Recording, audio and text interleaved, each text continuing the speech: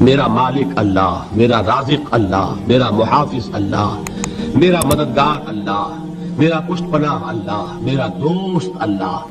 یہ دوستی ہے اللہ کی جو لب لباب ہے، حاصل ہے ایمان کا. اسی کا نام ولایت ہے. اولیاء اللہ کے سروں پر سینگ نہیں ہوتے.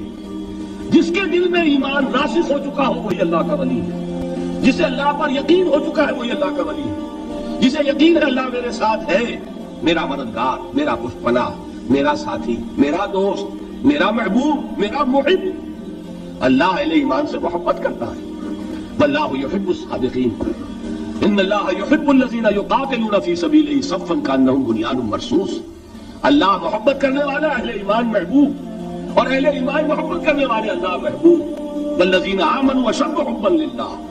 آپ تصور کیجئے جسے یہ رشتہ ایمان یا رشتہ ولایت حاصل ہو جائے، الا ان اولیاء اللہ لا خوف علیہم ولا هم یحزنون. آگاہ ہو جاؤ، اللہ کے دوستوں کے لیے نہ کوئی خوف ہے نہ کوئی حزن ہے.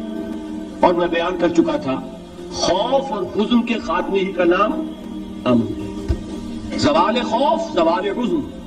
یہ خوف اور حزن کیوں آتے ہیں بار بار؟ اللہ تخافوا ولا تحزنوا، دونوں آ گئے. الا ان اولیاء اللہ لا خوف علیہم ولا هم یحزنون، پھر وہی دو. وہ کیوں ہے؟ خوف ہوتا ہے کسی مستقبل کی بات کا، یہ نہ ہو جائے، وہ نہ ہو جائے، یہ نقصان نہ پہنچ جائے، یہ تکلیف نہ ہو، یہ غضب نہ آ جائے. خوف ہے مستقبل سے.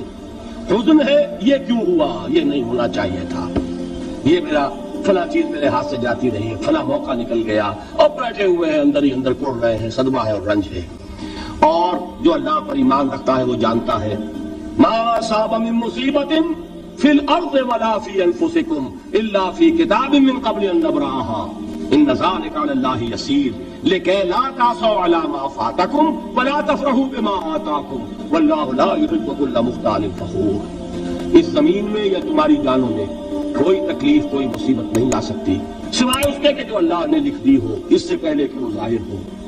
جس کو یہ حقیقت معلوم ہو گئی اس کو یہ طرز عمل اختیار کرنا چاہیے. جو چیز چھن جائے، جاتی رہے، چھوٹ جائے، اس پر افسوس نہ کرو.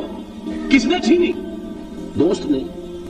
دوست کے فیصلے پر شکایت. دوستی کو بٹا لگا رہے ہو.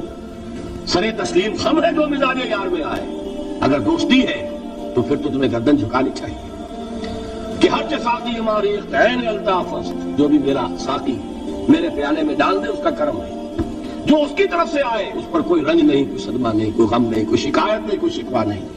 اور جو ہوگا وہ اس کے اذن کے بغیر نہیں ہوگا، اور اس کا اذن ہوگا تو یقیناً میرے لیے خیر ہی خیر ہے. چاہے وہ ناگوار شے ہو، بظاہر مجھے اچھی نہ لگ رہی ہو، میری شارٹ سائٹڈنس میں مجھے وہ نظر آ رہی ہے کہ میرے لیے بری ہے، لیکن قرآن نے کہا ہے عسیٰ ان تکرہوا شیئا وہو خیر لکم وعسیٰ ان تحبوا شیئا وہو شر لکم واللہ یعلم وانتم لا تعلمون.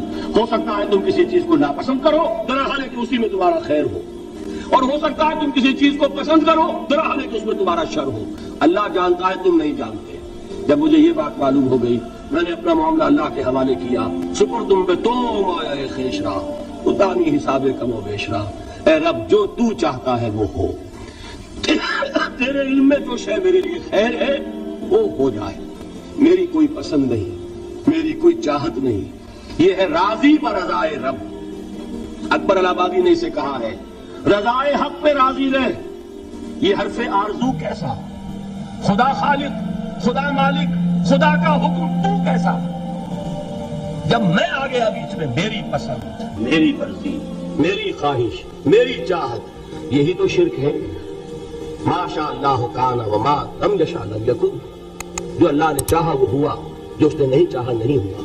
اختیار اس کا ہے، میرا تو نہیں. رضائے حق پہ راضی رہے، یہ حرف آرزو کیسا؟ خدا خالق، خدا مالک، خدا کا حکم تو کیسا؟ اقبال نے اسے کہا ہے فارسی میں. اب آپ کہیں اس کا ترجمہ بھی کرو تو وہ مجھے ذرا اس وقت کچھ بہت ہی بدذوقی کسی بات نظر آئے گی. جائیے پوچھئے کسی سے جسے فارسی آتی ہو. برو کشید ز پیچا کے ہست بود مرا چه اقدہا کے مقام رضا کشود مرا. مجھے تو تمام پیچ و خم سے نکال دیا اس مقام رضا نے. میں راضی برضائے رب ہوں. جو فیصلہ اس کا میں اس پر راضی. تو کہاں کا حزن اور کس کا خوف؟ یہی زوال حزن اور زوال خوف، یہی ہے امن. یہ نتیجہ ہے ایمان کا. تو جان لیجئے یہ ہے لب لباب، یہ ہے حاصل ایمان کا. یہ ہے تو ایمان ہے، یہ نہیں ہے تو ایمان نہیں.